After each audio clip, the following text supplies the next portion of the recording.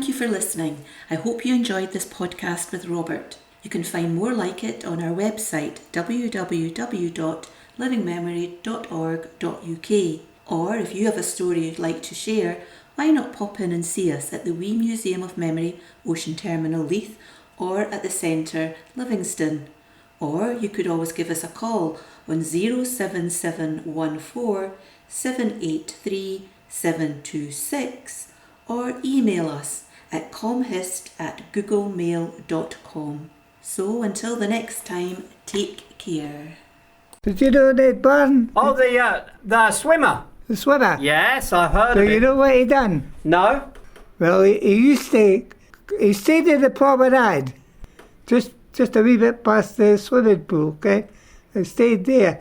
And I used to see him going out there and swimming, and he used to swim to Fisher Hall and back again, okay?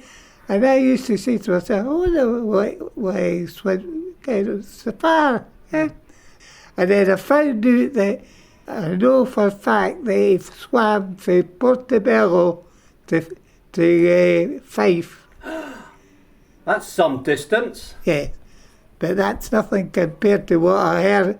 You know that he is the only British swimmer to ever swim the English Channel. Wow, that's amazing, isn't it? What's that, 13 What's miles? amazing?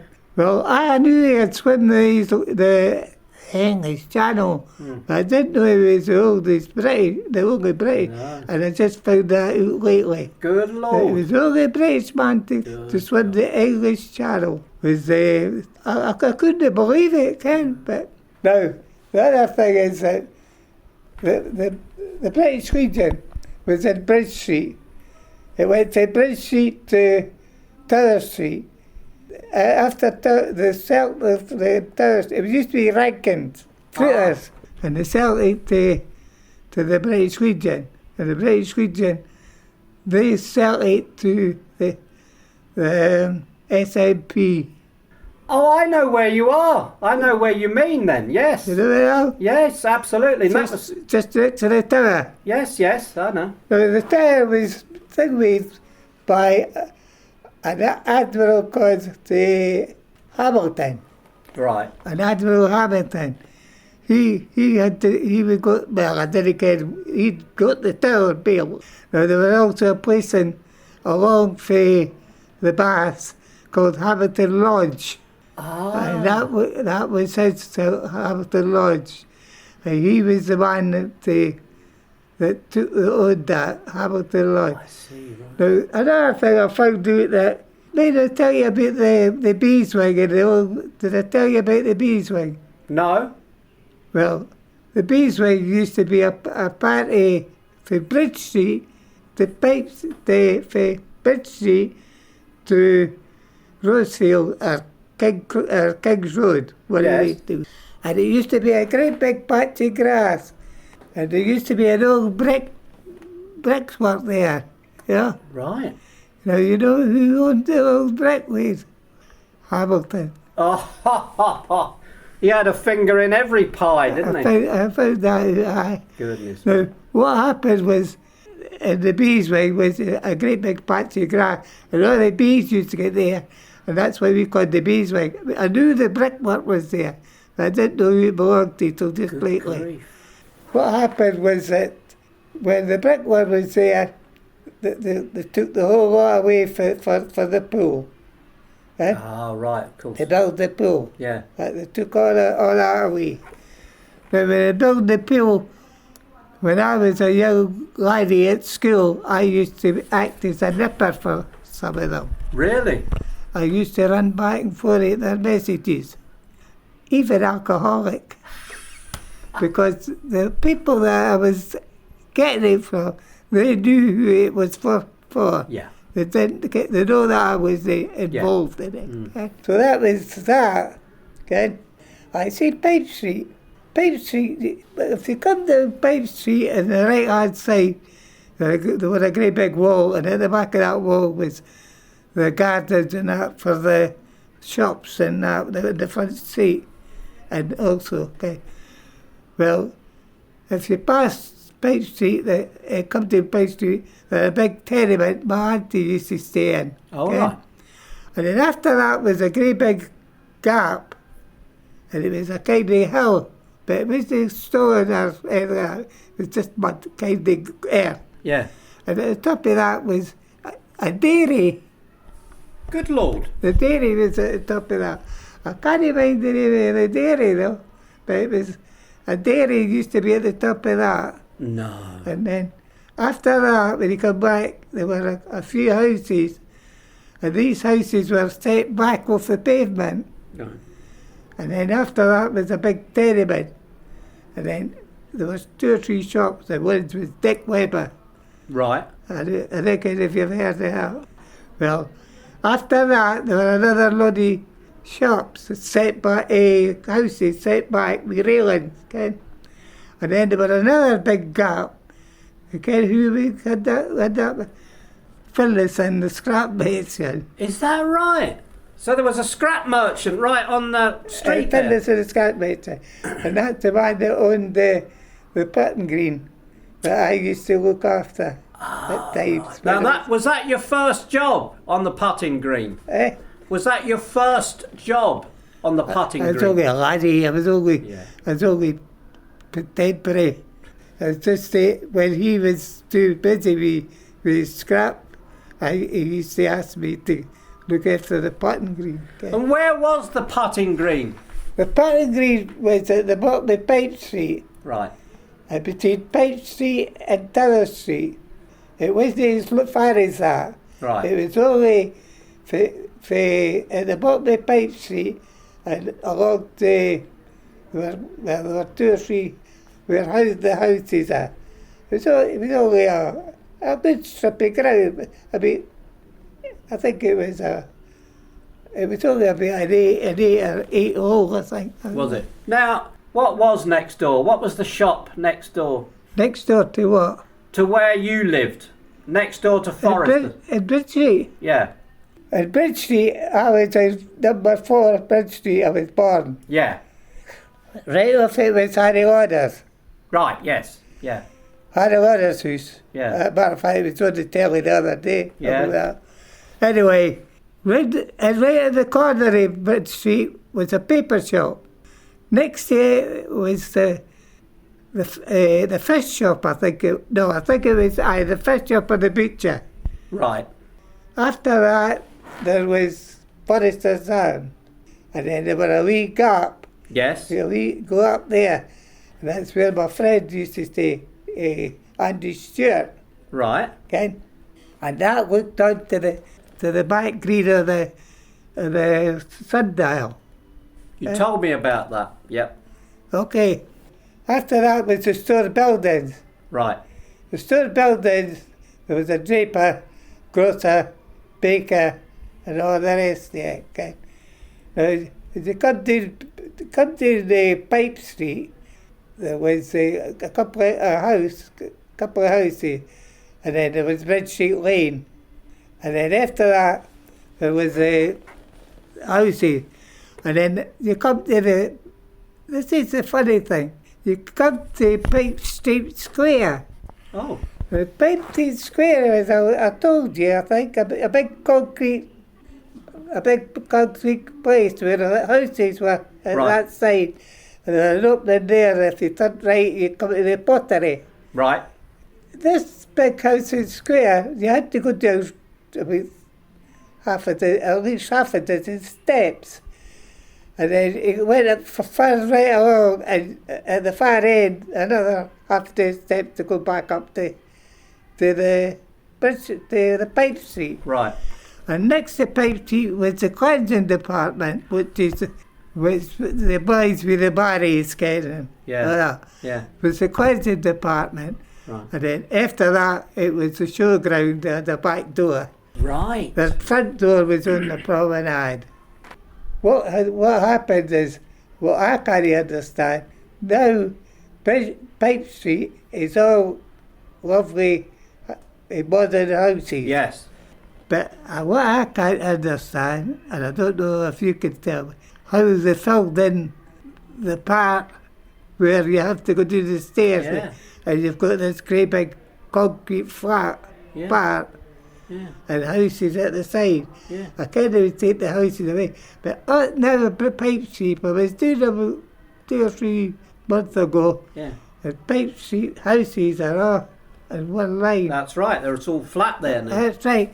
Now, how would they fill that place?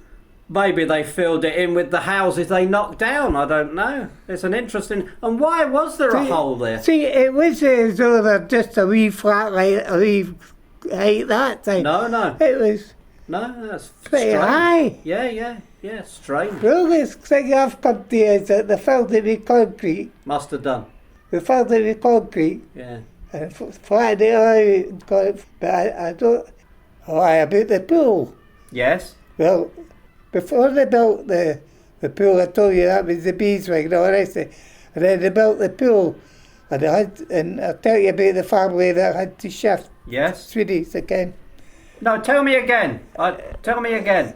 Well, when you come to that Rosefield, the power station's at one side, and you come to the right hand side, where a great big earth slope, Yeah.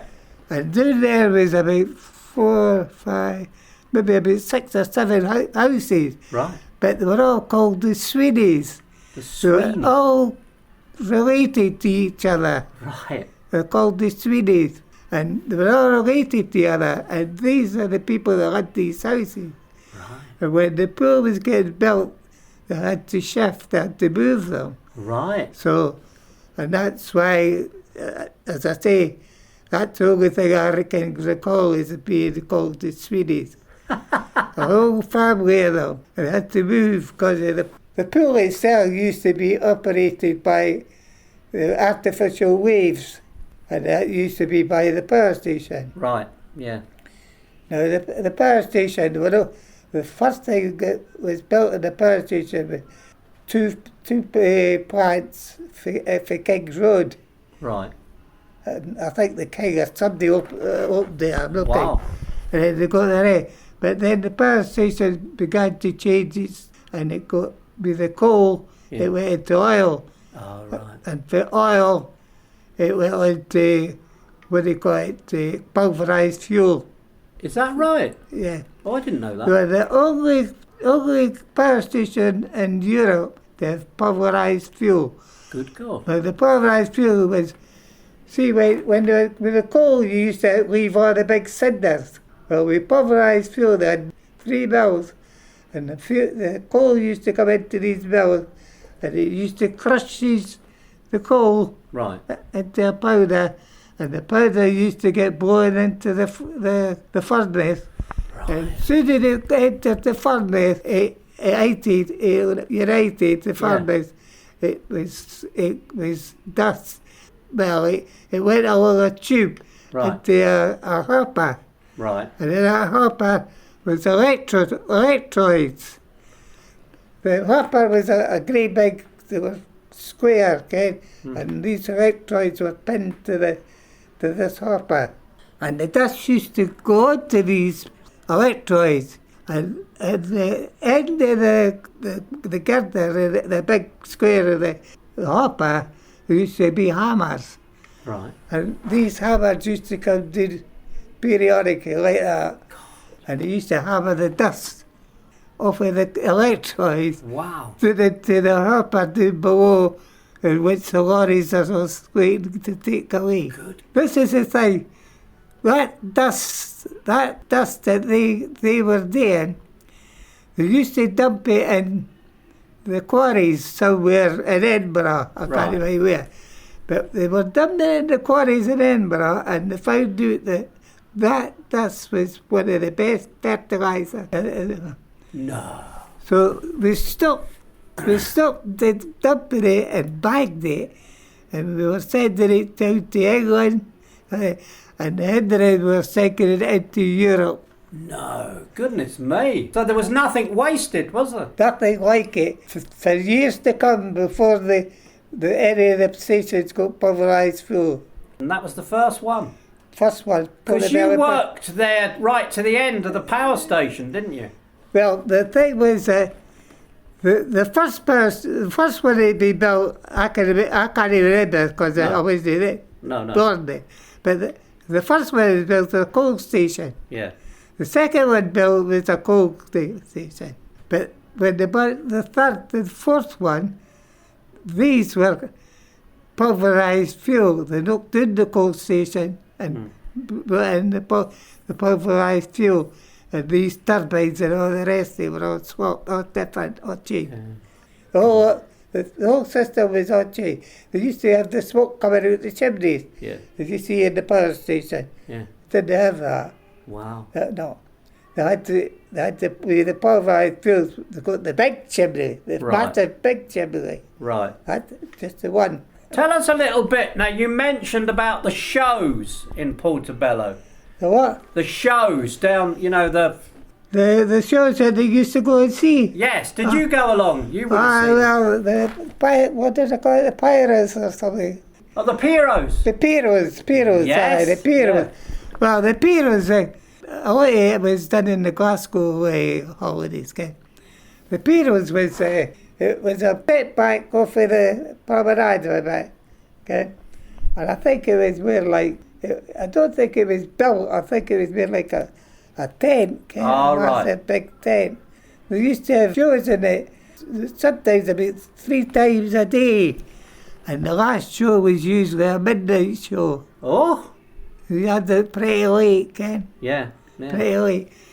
It was, they were on holiday, so I think it used to be maybe up to 1 o'clock or 2 o'clock. The same as it used to be dancing in King's Road, at the bottom of King's Road. Was there? Glasgow people in the Glasgow Fair, they used to be dancing in the bottom of King's Road from 1 o'clock, 2 o'clock in the morning. Ooh. Dancing.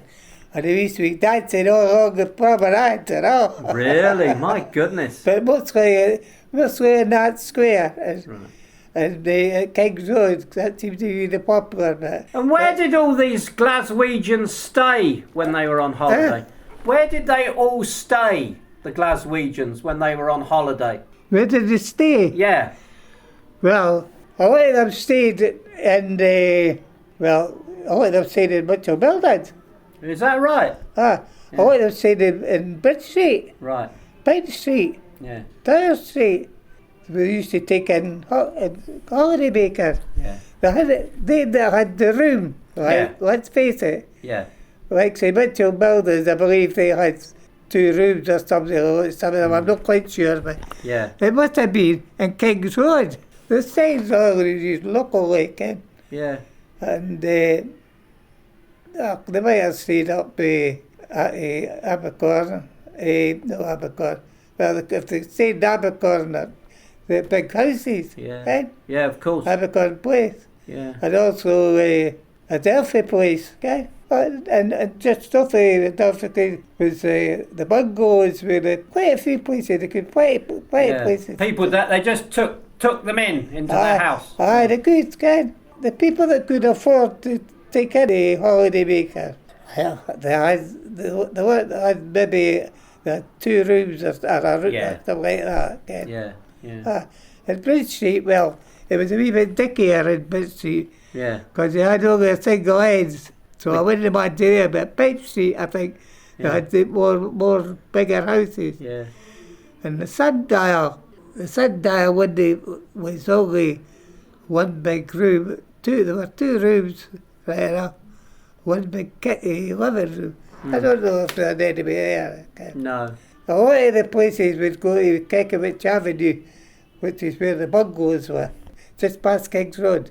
A lot of them would go there, okay? Yeah. And look at Choppa, another big houses in Choppa, okay? Did you go much up to the Choppa end of Portobello? Yes, Choppa used to be called Choppa Rocks. I didn't know that. Called Choppa Rock by the Portobello people, because at Choppa Rocks there were massive rocks. Right. Massive big rocks. So you used to get mussels and buckies. Right. I used to cut partings and all. Wow. That's the big fat crab, Ken. Yeah. And we used to go looking for them. Well, Choppa Rocks were a huge big rock, hundreds and hundreds and hundreds of them. Yeah. Choppa Rocks is no more No, nothing. because it's covered in sand. Not because the sea took it away. No. It's covered in sand. No, I didn't. I did not know that. Oh, I noticed that when I was doing Choppa Rocks. But when I was a laddie, we used to think, one day a lie, Choppa Rocks was massive. And that's why we used to get mussels and buckies and even go hunting for partons under the rocks. Do you know, nobody has ever told me that before. That's Did I not amazing. tell you that? No. Well, you see, what happened with Choppa Rocks, it got covered in sand. Right. That's why. Now, do you know that in Portobello Beach itself, when I was a laddie, the Portobello Beach used to be level with the promenade. Is that right? And what happened was, with the sea took it all away, Yeah. took it in. And just the last few years, they had to get the sand back again. And they got it back by taking the drinkers and everything like that. Yeah. They put Amazing, the sand back again. Yeah. And if you notice that the sand is it's not even, it doesn't come up to the side like it used. No. Yeah. That's It amazing. used to come right up to the promenade. Yeah. During the years, the sea drew it all away, and they had to draw it. They've been dredging it back up. The only place that had the sand, much sand, was along near Seafield. All right. Okay. And that's where they built the Swedish thing. Right. And that's why they stopped getting buckies and mussels and Right. Choppa for the sewerage. Yeah. But they reckon that they've got a thing now that they can get mussels and buckies and Choppa now. All right. The sewerage They cleaned it up. they've sold it. They've sold it. Yeah. It's still there, that big sewerage thing. Okay. Now, even... That's where the Eastern General Hospital was. Of course. Yeah. Okay. I'll tell you something else. See the right hand side of that. There used to be a railway. That's right. There's lots of tracks still in there as well. Now, that railway used to bring the coal in Baileyfield Road. Right. Okay. Right. And there used to be a big coal dump. Now, when Portobello Power Station were going to build the big chimney, there was a coal mine in Portobello Power Station's yard. A massive big coal mine. Now, they wanted to shift it, and I helped to shift that. Did you? Yeah. I got the job. Well, you see, when I come in the army, I was in the prep props, and I used to get the logs through the wagon, and that was at the far end, the Portobello, near where the central picture is in the wall. Oh yeah. And the Portobello Station is. And I used to get the logs and bring it out, and it was frozen, they were in the winter. Well, the reason I got that, because I was out wetting the brew when I come off the army, and they told me they had 15 days work. And that 15 days work, you either take it or you lose your brew. So anyway, I took it, and it was big logs carrying, and you stack them like that. Right. Yeah. Up, so that the sawmills would come along and take. Hard work. I had work, it's 15 days. But look at the 20 years it started, only 5 years finished. By God, it was hard. The rest of Fell away. As they said I finished that job, then they told me there was a job in Portobello Power Station. I went to there, and here it was to shift in the coal bin, God. so that they could build the chimney. Wow. Right. I was first shifted it day and night for about 3 weeks or 4 weeks. Gaffer the labourer come along and he said, "Come on, I've got a job for you." And so he took me into the power station, and he took me up to the instrument department, and he said, "That's Jimmy Bulk." He was the instrument foreman, boss. He said, "He'll show you what to do." So he showed me how to play the charts, all the different kind of chart. Wow. He said, "I'll give you 3 weeks," he says, "to learn it." He said, "For 3 weeks you should learn how to put all the chart. And the boilers, the turbines, everything. In the past, they had great big sheds, and in these sheds was all these instruments. Hundreds and hundreds of instruments. Yeah. They gave me 3 weeks, he said. So, 3 weeks. Well, he showed me what to do first. Yeah. And then he took me round and showed me see what I had to do was put the charts on, put the pens down, and make sure they were ink in the pen, Right. and set them to the right time. Oof. God, that's quite a responsibility. Well, they must have been up to nearly 100 anyway. Used to put them on the bar. I used to get a big ladder, great big steel wooden ladder, and go up it. They couldn't fall. It was just another ladder. One of these ladders with box sort of style. Yeah. They just walked up the ladder. Right. And they used to change the charts in the boiler. I changed them in the pumps, changed them all in the furnaces. I don't know. In the end of it, I got the job. Right. And I was there for 10 or 12 years. And the boys, there was a job come up as a electrical fitter's mate. So I put in for that. Right. And I got that because I thought it was a change. I was here at the power station for 40 years, really. Whoa! So you worked your way up. Right away up. Yeah. I was an electrical fitter's mate who used to all the big switchgear. All the small switchgear, all the big switchgear. Yeah. All the big switchgear used to be across the road. Can be all these garages are now. Yeah. Where Mitchell buildings was. Yeah. That's there. And there was a place across there at the back of Mitchell building. It was a great big open space. Yeah. And in that open space, the power station built the section for the electricians, the carpenters, the joiners, the medical people, Yeah. and all the rest of it. At the back of that Right. Mitchell building. See that bit behind Mitchell's buildings? I spoke to somebody who used to call it the Cout. The what? He used to call it the Cout. Believe Mitchell buildings had a clay hole there. Is that what that was? Used to have a clay hole there. Mitchell's buildings used to have a clay hole at the back of it. Before I'm talking about the power station building, Right. all these things for the tradesmen. And he said after the war, that space behind Mitchell's buildings, they had a lot of ex-army lorries and trucks that were all on that yard there. All be decommissioned from the army. Aye, that's right, aye. Yeah. Aye.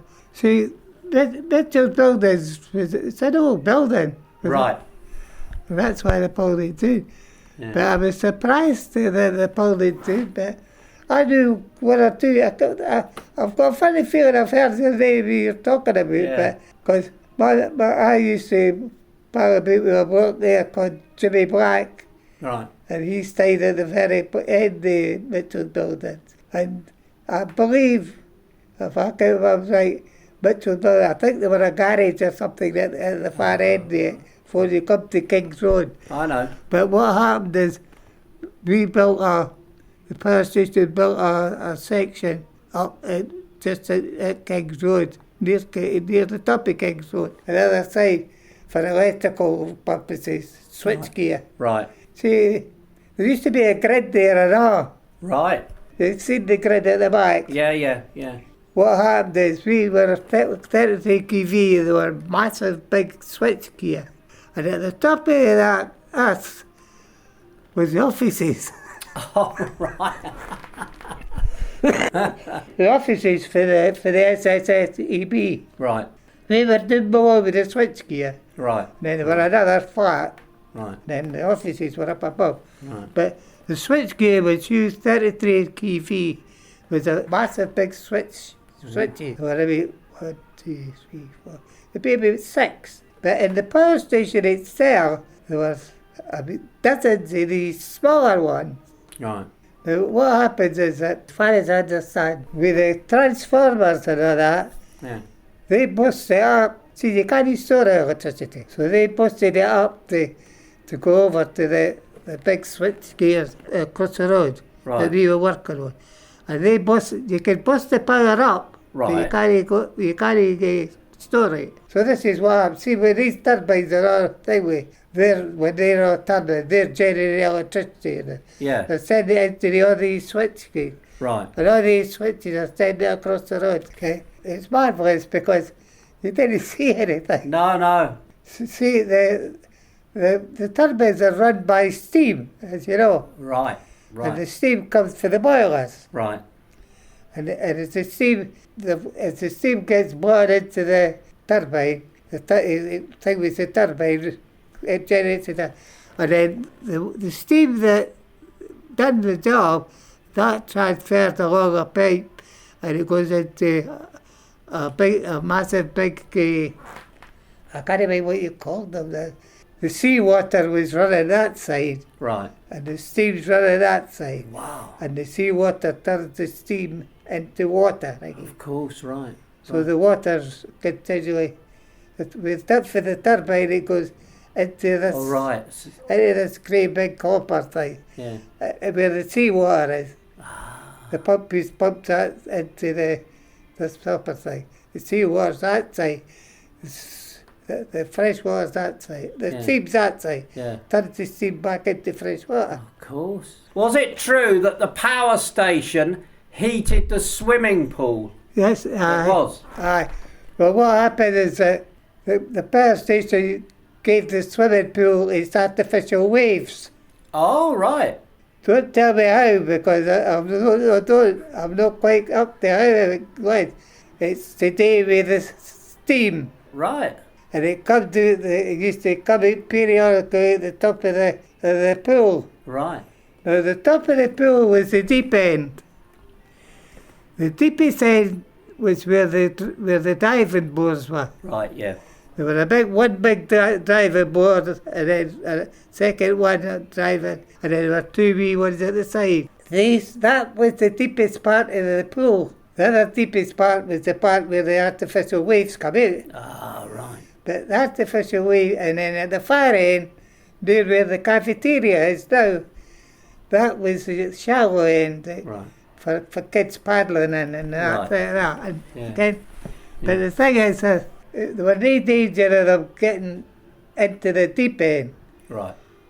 Because the deep end was where the driving was. Yeah. And that you could see the difference. Yes, yeah. Okay? And the women used to take the kids paddling. And when the waves come up, the time the waves got into there, it was just a little ripple. A triple, okay? Yeah. There was no danger. No. Well, that's what Portobello Pool used to do. Wow. Portobello Power Station. Yeah. But it could only be with the steam in the boiler. Yeah. Oh, I didn't realise it. Ah. People always said it heated the pool, but then people always said it was the power station that heated the pool. That's right, next to the pool. Yeah. Right next to the pool. The only time we used the pool was for the cafeteria. We had a canteen at the power station at that time. All right. Which was very awkward. But the thing was that we used to use the cafeteria, but when we got a canteen, then we stopped using it. Right. Yeah, But you know, Portobello Power Station is built on a raft. I didn't know that. No. Well, it's built in a bloody sand dune. Of course, yeah. Portobello Power Station was built on a sand dune. Right. And it was built on a raft. And what they done was they put all these big metal power big beams in. Yeah. And they gave it a good foundation. Wow. That's right. But Portobello Power Station was moving slightly every year. No. I didn't know that myself, but in Portobello Power Station, we've got a great big room. Yeah. And in this big room was all these notices about how the power station. And I was reading it, and I said, Christ, I didn't care it was built on a raft. No. Built on a great big raft. Good God. All these houses that they're built now, Yeah. they're all, well, they're nothing compared to what the power station. No, of course. The way it is, okay? Yeah. But it was marvellous when you come to think of it. Yeah. The reason was because there was so sand underneath. Of course it would. Yeah, foundations on sand. The worst thing. It was just the same as talking about the first road bridge. Aye. Now, the first road bridge was when they built that, they put all these steel beams into the sea. It was with concrete. It kind of took 6 years for the foundations and the roof. It took 6 years before they got the foundation. Wow. I used to think the foundation was just a very big beams with concrete, but no, it took 6 years for them to do it. And tell us... A couple of weeks ago. Wow. It took 6 years for them to build it, and it took longer for them to build the bridge itself. And it's a marvellous bridge because it's the only bridge in the Britain in the world like that. Yeah, no, it's a lovely design. Anyway, that's here and there, but tell us about Piers Hill Square when you moved there. Piers Hill. Piers Hill? Yeah. Piers Hill used to be the army barracks. Yeah. Right? Now, with Piers Hill, when it's army barracks, you used to have the horses, and they used to have their guns and everything else. Yeah. They flattened off Piers Hill and they built Piers Hill, all the houses. They built 2 squares, Piers Hill East, Piers Hill West. Yeah. And then in Piers Hill West, I know, and I also say this Porty East, what they done, they built the houses and then like that, and they left a big part vacant in the middle. Yeah. So that was grass there, and there were forums there they could go and sit in that. Yeah, Okay? yeah. And there were also a kiddies' playground, and that was the same in the east, very same in the east. Yeah. And what do you call it? They built them. It was marvellous how they built them, right enough. They built them to the hill and all. That's right. Yeah, because it is. Smoky Brae is quite a slope, isn't it? They built them in like that. Yeah, square. And then when they come to the main road, when they built it in Abbey Mound, it was in a wee slope. Okay? Yeah, That's all it was. And what were the shops round there? There was a cinema opposite, wasn't there? The Carrollton. Yeah. It's away now. Yes. And that's what they further along was the Allen's Granite Works, where I used to work. Of course. As a sawboy. Yeah. And there used to be a cinema, Carrollton. Yeah. There also a great big church at the corner of the street, and they used that for during the war bomb shelter. Oh right. When I was in Piers Hill, and during the war, when they were blasting the Clyde, we were in the church, right under the church ground, right under the church. Wow. And that was a air shelter. Right. But before they went in there, I stood and I watched the bombing, the Clyde Bank. Seen it for miles. And also they dropped thousands and thousands of flares in Edinburgh. Is that right? And came when they dropped in Portobello, the first air raids, right up top now. That was a long time ago after the war was.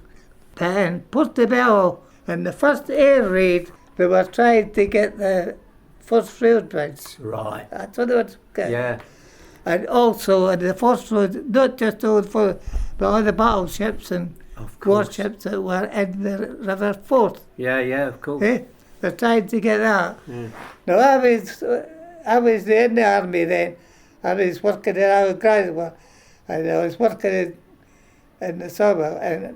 And what we used to do in the good weather, we used to go up to the top of the work, and it was a flat pathway.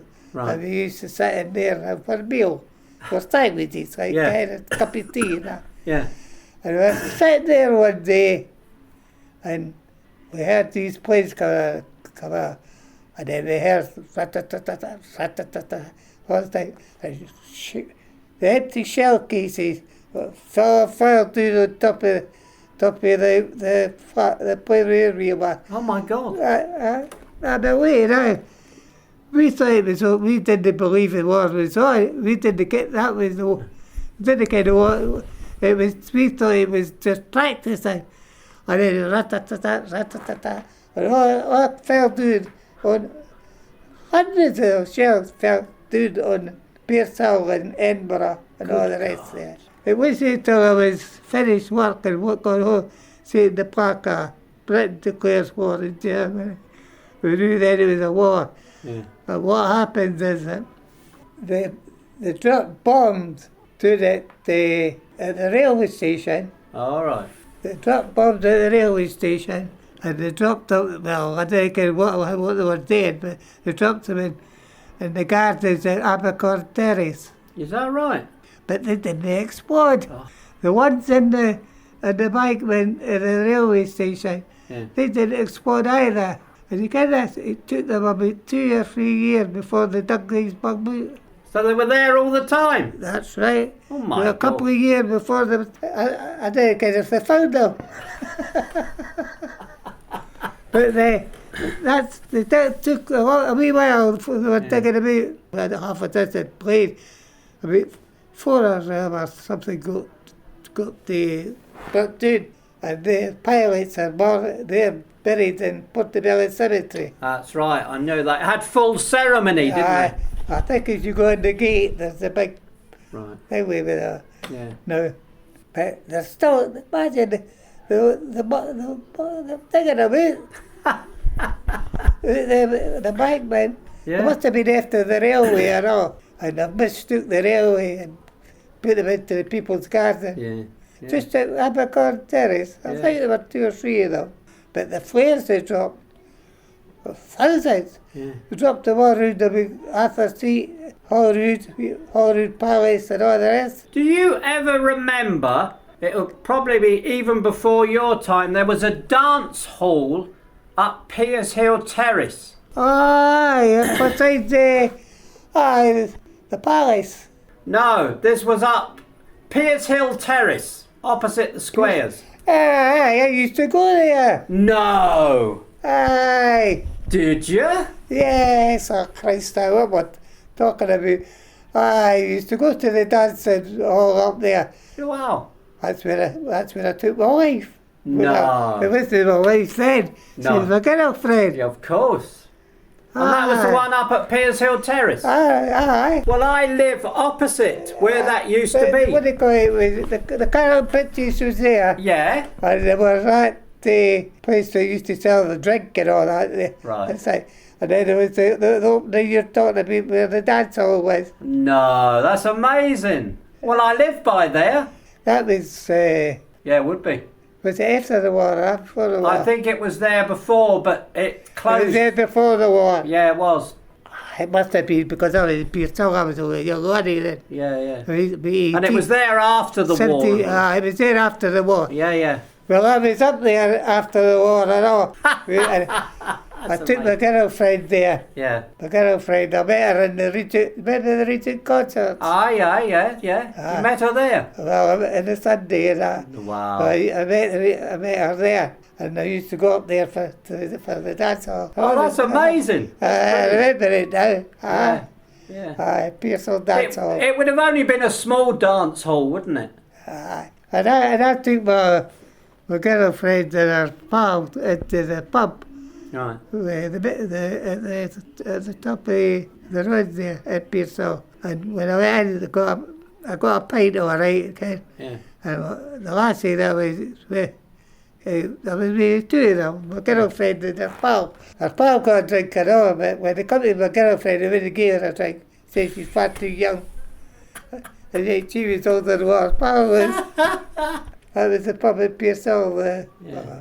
There was one there called Porter's Bar, and there was one at the Jock's Lodge. There was a pub. Aye, that's right. Aye. The same as Piers Hill used to have what do you call it, the football and the sports, and they used to have the the racing. Okay? The first the first speedway was in Meadowbank. That's right, yeah. Cinder track, wasn't it? The first one was in Portobello in the Beaties. Right. In Marine Garden. You're right. That was the first speedway Yeah. in Edinburgh. And then Moneybank. And I used to have the football there and all the sports there. Wow. Done away with it all now. Yeah. All gone. Yeah. But it used to be all the speedway. Used to go there regular. But I used to go to the one in Portobello and all. Right. But we couldn't get in because we were only young laddies. Oh, right. And we hadn't anybody to pay. Right. So in King's Road, they had a back garden. And in the back gardens are a great big fence that overlooking the speedway. Really? And we used to climb up that and get Good for you. Brilliant. used to climb up that. See, and if you take it, Marine Gardens, there used to be, as you say, at King's Road, you come through, there used to be the pub in the corner. The corporation made it into their garage. That's right. And then the video. But they must have drained all the pools. They would have done, that's right, yeah. Must have drained all the pools. Yeah. Because there were two big pools in the Two? Marine Garden. Right. Yeah? And then, that was before they started to build the dance hall. Right. And what do you call it, the roller skating. Did you go roller skating? I used to go roller skating. Because it was a long way round, wasn't it? It was a big hall. That's right. When I first went to the Viries, when I was a laddie, we used to go to the Viries and camp with sugar bag tents. Yeah. Okay? And we used to go there and there were always two big pools of water. And we used to get our wood together and have a wee rap and play a rap. Wow. And I fell in once. Oh, for good. You were always falling in the water. Thank you for listening. I hope you enjoyed this podcast with Robert. You can find more like it on our website www.livingmemory.org.uk. Or if you have a story you'd like to share, why not pop in and see us at the Wee Museum of Memory, Ocean Terminal, Leith, or at the Centre, Livingston. Or you could always give us a call on 07714 783 726 or email us at comhist@googlemail.com. So until the next time, take care.